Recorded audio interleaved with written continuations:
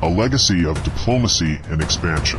James Monroe, the fifth President of the United States, served from 1817 to 1825. His presidency is often referred to as the era of good feelings, due to the relative harmony and political consensus that characterized the nation during his time in office. Monroe's tenure was marked by significant diplomatic achievements, territorial expansion, and the formulation of a foreign policy doctrine that would shape American foreign relations for decades to come. Born on April 28, 1758, in Westmoreland County, Virginia, Monroe had a distinguished military career during the American Revolutionary War before embarking on a successful political career. He served as a diplomat, governor of Virginia, and held various positions in the federal government, including Secretary of State and Secretary of War. Monroe's extensive experience in both domestic and foreign affairs prepared him well for the challenges he would face as president. One of the most notable accomplishments of Monroe's presidency was the acquisition of Florida from Spain in 1819. Through diplomatic negotiations and the threat of military force, the Adams-Onis Treaty was signed, securing Florida as a territory of the United States. This expansion solidified America's control over the southeastern region of the continent and opened up opportunities for further westward expansion. Monroe's administration also oversaw the famous Missouri Compromise of 1820, which temporarily resolved the contentious issue of slavery's expansion into new territories.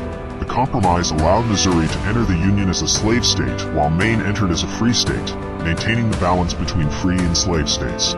It also established a boundary line, with 36 degrees 30 feet parallel, where slavery would be prohibited in future territories north of that line. However, it was Monroe's foreign policy doctrine that had the most lasting impact on American history. In his seventh annual message to Congress in 1823, Monroe articulated what came to be known as the Monroe Doctrine.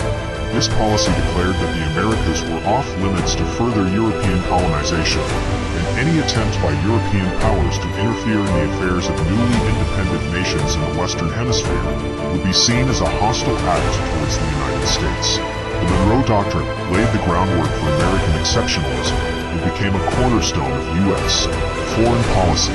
Under Monroe's presidency, the United States experienced a period of economic growth and territorial expansion. The country's population was expanding rapidly, and technological advancements, such as the Erie Canal, facilitated the movement of goods and people across the country.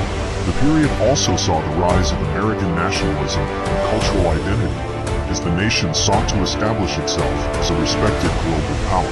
While Monroe's presidency was relatively peaceful and prosperous, there were still challenges and controversies. Economic issues such as the Panic of 1819 created hardships for many Americans, particularly farmers and those in debt. Additionally, tensions between Native American tribes and settlers in the western frontier led to conflicts and displacement. James Monroe's presidency left a lasting impact on American history.